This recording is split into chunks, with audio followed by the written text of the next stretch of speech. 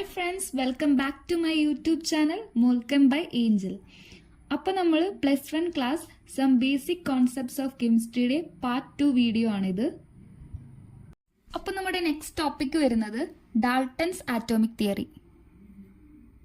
അപ്പോൾ ഡാൾട്ടൺ ആറ്റത്തിനെ കുറിച്ച് കുറച്ച് തിയറീസ് ഒക്കെ പറഞ്ഞിട്ടുണ്ട്.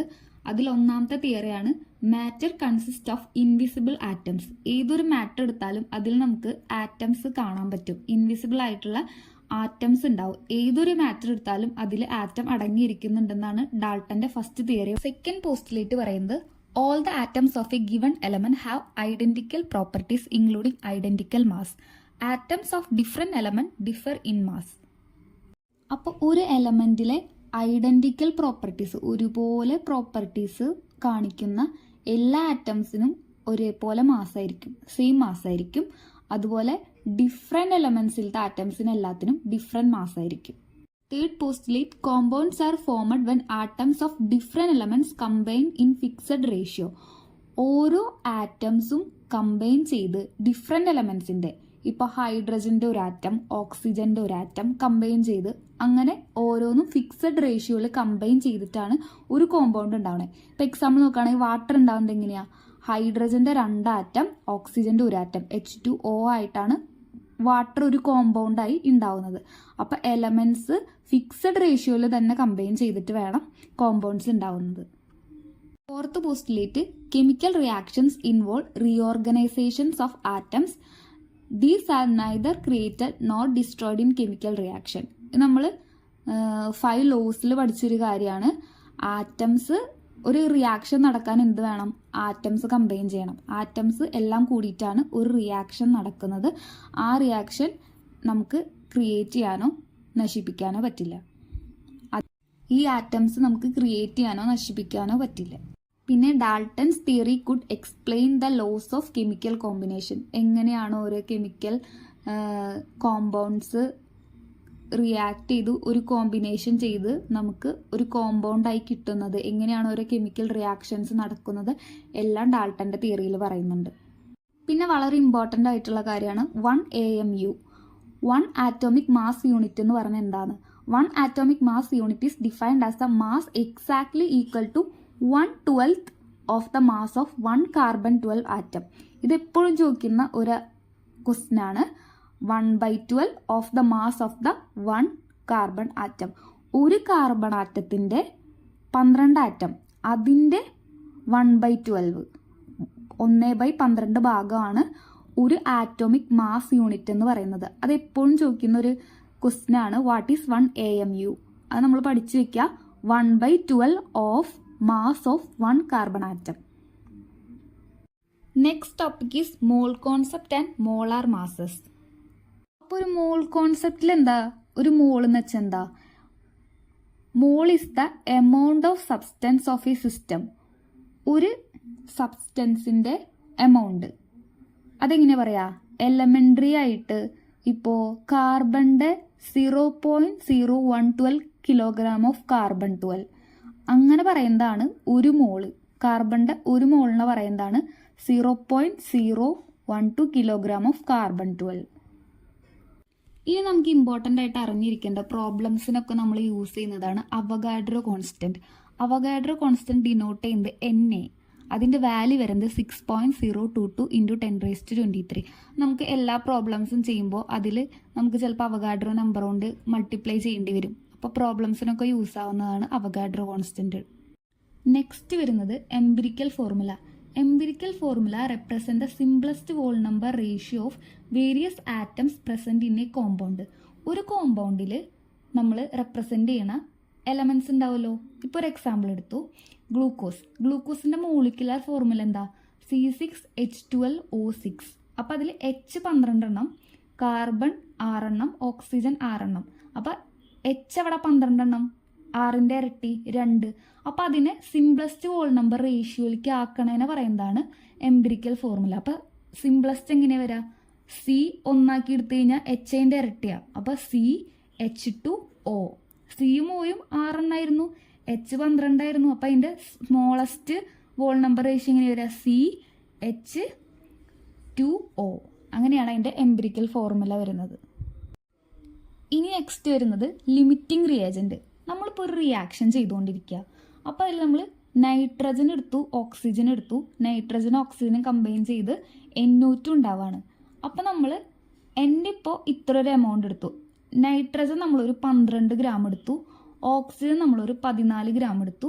അപ്പോൾ നമ്മൾ ഈ റിയാക്ഷൻ ചെയ്തുകൊണ്ടിരിക്കുക. അപ്പോൾ ഇതിൻ്റെ ശരിക്കും കറക്റ്റ് റേഷ്യോയിൽ ഇത് കമ്പൈൻ ചെയ്താലാണ് നമുക്കൊരു കോമ്പൗണ്ട് ഉണ്ടാവുള്ളൂ എന്ന് നമ്മൾ പഠിച്ചു. ഡാൽട്ടൻ്റെ തിയറിയൊക്കെ വെച്ച് നമ്മൾ പഠിച്ചതാണ്. കറക്റ്റ് ഒരു ഫിക്സഡ് റേഷ്യോയിൽ കമ്പൈൻ ചെയ്താലാണ് ഒരു കോമ്പൗണ്ട് ഉണ്ടാവുള്ളൂ എന്ന് നമ്മൾ പഠിച്ചു. അപ്പോൾ ഈ നൈട്രജനും ഓക്സിജനും ഒരു റേഷ്യോയിൽ കമ്പൈൻ ചെയ്താലാണ് നമുക്ക് NO2 കിട്ടുള്ളൂ. അപ്പോൾ നമ്മൾ കമ്പൈൻ ചെയ്യുമ്പോൾ ചിലപ്പോൾ ഫസ്റ്റ് നൈട്രജൻ തീർന്നു പോയി എന്ന് വിചാരിക്കുക. നൈട്രജൻ തീർന്നു പോയി, ഓക്സിജൻ ബാക്കിയുണ്ട്. അപ്പോൾ ആ റിയാക്ഷൻ നിന്നു. അപ്പോൾ അവിടെ ആരാണ് ലിമിറ്റിംഗ് റിയാജൻ്റ് ആയിട്ട് ആരാ പ്രവർത്തിച്ചത്? നൈട്രജൻ ആണ് ലിമിറ്റിംഗ് റിയാജൻ്റ് ആയിട്ട് പ്രവർത്തിച്ചത്. നൈട്രജൻ ആദ്യം കഴിഞ്ഞു പോയി.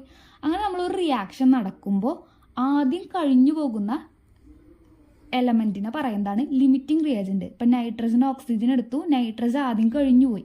അപ്പോൾ അവിടെ അത്രയും NO2 നമുക്ക് ഉണ്ടായുള്ളൂ. നൈട്രജൻ കഴിഞ്ഞല്ലോ, ഓക്സിജൻ മാത്രമല്ലേ ബാക്കിയുള്ളൂ. അപ്പോൾ അങ്ങനെ വരുന്നതിനെ പറയുന്നതാണ് ലിമിറ്റിംഗ് റിയാജൻ്റ്. അപ്പോൾ അത് എക്സാംസിനൊക്കെ ചോദിക്കാം. ഒരു റിയാക്ഷൻ തന്ന അതിൻ്റെ കാൽക്കുലേഷൻ ചെയ്ത് ഇതിലേതാണ് ലിമിറ്റിംഗ് റിയാജൻ്റ് ആയിട്ട് വന്നത്. അപ്പോൾ നമ്മൾ കാൽക്കുലേഷൻ വഴി ലിമിറ്റിംഗ് റിയാജൻ്റ് ഏതാണെന്ന് കണ്ടുപിടിക്കും. നെക്സ്റ്റ് നമുക്ക് വരുന്നത് കുറച്ച് ഇക്വേഷൻസ് ആണ്. മാസ് പെർസെൻറ്റ് എങ്ങനെ കാണാം? Mass of solute divided by mass of solution into 100. ഇപ്പോൾ എക്സാമ്പിൾ എടുക്കുകയാണെങ്കിൽ ഒരു സൊല്യൂട്ട് എന്ന് പറയുന്നത് എന്താ? നമ്മളിപ്പോൾ ഒരു സോൾട്ട് സൊല്യൂഷൻ എടുത്തു. അതൊരു സൊല്യൂഷനാണ് കേട്ടോ. സോൾട്ട് വാട്ടറിൽ മിക്സ് ചെയ്ത് ഒരു സൊല്യൂഷൻ എടുത്തു. അതിൽ നമ്മൾ സോൾട്ടാണ് നമ്മുടെ സൊല്യൂട്ട്. സോൾവൻ്റ് ആയിട്ട് എടുക്കുന്നതാണ് വാട്ടർ. അപ്പോൾ നമ്മൾ എന്ത് സൊല്യൂട്ട് എടുത്തത്?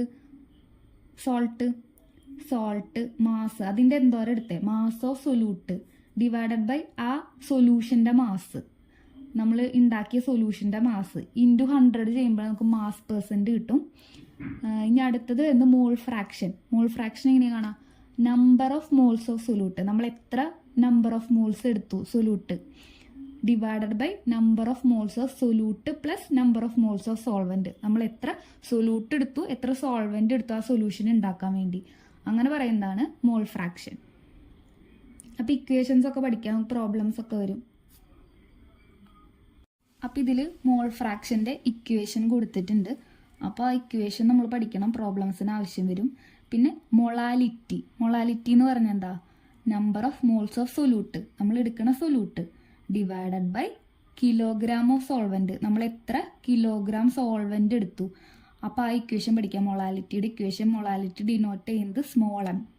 ഇനി നെക്സ്റ്റ് ഉണ്ട് മൊളാരിറ്റി വരുന്നത് ക്യാപിറ്റൽ M ഡിനോട്ട് ചെയ്യണത് number of moles of solute divided by litre of solution. നമ്മൾ സൊല്യൂഷൻ വോളിയത്തിൽ ലിറ്ററിൽ എടുക്കണതിനെയാണ് മൊളാരിറ്റി വരുന്നത്. അത് ഡിഫറൻസ് പഠിക്കാട്ടോ. മൊളാരിറ്റി വരുന്നത് നമ്മൾ ലിറ്റർ ഓഫ് സൊല്യൂഷൻ വോളിയത്തിലാണ് എടുക്കണേ. മൊളാലിറ്റി കിലോഗ്രാമിലാണ് എടുക്കണേ. അപ്പോൾ നമ്മുടെ ഈ ചാപ്റ്ററിൽ ഇക്വേഷൻസ് ഒക്കെ വളരെ ഇമ്പോർട്ടൻ്റ് ആണ്. അതിൽ നിന്ന് പ്രോബ്ലംസ് എല്ലാം ചോദിക്കും. പിന്നെ ഇതിൽ എക്സാമ്പിളായിട്ട് കുറച്ച് ക്വസ്റ്റ്യൻസ് ഒക്കെ കൊടുത്തിട്ടുണ്ട്.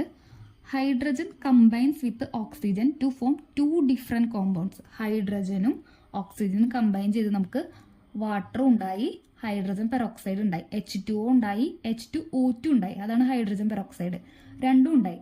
അപ്പോൾ ഇങ്ങനെ രണ്ടെണ്ണം കമ്പൈൻ ചെയ്ത്, 2 എലമെന്റ്സ് കമ്പൈൻ ചെയ്ത് കോമ്പൗണ്ട്സ് ഉണ്ടാവണേ. നമ്മളൊരു ലോ പഠിച്ചായിരുന്നു, ഏതാ? 2 കോമ്പൗണ്ട്സ് ഉണ്ടാവും, ഒരേ സെയിം എലമെന്റ്സ് കമ്പൈൻ ചെയ്ത് 2 കോമ്പൗണ്ട്സ് ഉണ്ടാവും. അപ്പോൾ അത് ഏത് ലോയാണ്? അത് സ്റ്റേറ്റ് ദ ലോ. ആ ലോ ഏതാന്ന് ചോദിച്ചിട്ടുണ്ട്. പിന്നെ വരുന്നത് ഹൗ മെനി സിഗ്നിഫിക്കൻറ്റ് ഫിഗേഴ്സ് കണ്ടുപിടിക്കാൻ. അപ്പോൾ സിഗ്നിഫിക്കൻറ്റ് ഫിഗേഴ്സിൽ എന്താ? 0.0025. അപ്പോൾ നമ്മൾ പറഞ്ഞു ലെഫ്റ്റിലുള്ള സീറോസ് ഒന്നും കൂട്ടില്ല, റൈറ്റിലുള്ള നമ്പേഴ്സാണ് കൂട്ടുക. അത് 25. അപ്പോൾ അതിൽ എത്ര സിഗ്നിഫിക്കൻറ്റ് ഫിഗേഴ്സ് ഉണ്ട്? 2. പിന്നെ 285, 285. അതിൽ എത്ര സിഗ്നിഫിക്കൻറ്റ് ഫിഗേഴ്സ് ഉണ്ട്? അത് 3 കൂട്ടും, 3 സിഗ്നിഫിക്കൻറ്റ് ഫിഗേഴ്സ്. അതുപോലെ പ്രാക്ടീസ് ക്വസ്റ്റ്യൻസ് ആയിട്ട് കുറച്ച് ക്വസ്റ്റ്യൻസ് ഇതിൽ ആഡ് ചെയ്തിട്ടുണ്ട്. അതുപോലെ നമ്മുടെ ടെലഗ്രാം ചാനലുണ്ട്, മോൾക്കം ബൈ ഏഞ്ചൽ എന്ന് പറഞ്ഞിട്ട്. അതിൽ നമ്മൾ എല്ലാ ക്വസ്റ്റ്യൻസും പ്രീവിയസ് ഇയർ ക്വസ്റ്റ്യൻസ് വിത്ത് ആൻസർക്ക് അപ്ലോഡ് ചെയ്തിട്ടുണ്ട്. അപ്പോൾ അത് ഞാൻ ഡിസ്ക്രിപ്ഷൻ ബോക്സിൽ കൊടുക്കാം. PDF നോട്ട്സ് അവൈലബിൾ ആണ്. ക്ലാസ്സിൻ്റെ PDF നോട്ട്സ് എല്ലാം അവൈലബിൾ ആണ്. നമ്മുടെ ടെലഗ്രാം ചാനലിൻ്റെ ലിങ്ക് ഞാൻ ഡിസ്ക്രിപ്ഷനിൽ കൊടുക്കാം, ജോയിൻ ചെയ്യുക. പിന്നെ എപ്പോഴും പറയുന്നത് പോലെ തന്നെ ലൈക്ക്, കമൻറ്റ്, ഷെയർ. അപ്പോൾ +1 ആൻഡ് +2 ഓൾ ചാപ്റ്റേഴ്സ് നമ്മുടെ യൂട്യൂബ് ചാനലിൽ അപ്ലോഡ് ചെയ്യുന്നതായിരിക്കും. അപ്പോൾ എല്ലാ ക്ലാസ്സസും കിട്ടാൻ വേണ്ടി ചാനൽ സബ്സ്ക്രൈബ് ചെയ്യുക, സപ്പോർട്ട് ചെയ്യുക. താങ്ക്